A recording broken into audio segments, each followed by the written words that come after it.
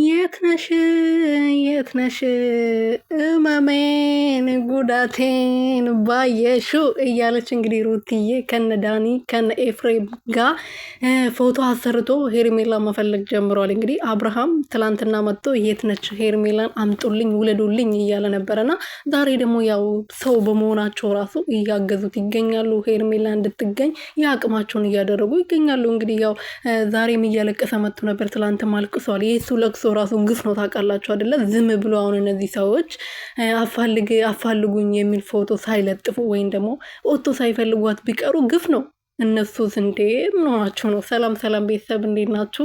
ደህና ናችሁ? እኔ ያለው እግዚአብሔር ይመስገን። በያላችሁ በሰላማችሁ ብትትርፍርፍ ይበልልኝ የኔ ውድና ወርቅ እንቁ የሆናችሁ ቤተሰቦቼ። ለዚህ ቤት አዲስ የሆናችሁ ሰብስክራይብ፣ ሼር፣ ላይክ እያደረጋችሁ ቤተሰብ እንድትሆኑ በትህትና እየጠየኩኝ ኤፍሬም እና ሩትዬ ዳኒ ዛሬ የሄርሜላ ፎቶ አሰርቶ እንግዲህ በየመንገዱ እየለጠፈው ይገኛሉ። ምክንያቱም ሄርሜላ በመጥፋቷ አብርሃም ከባድ ስሜት ውስጥ ነው።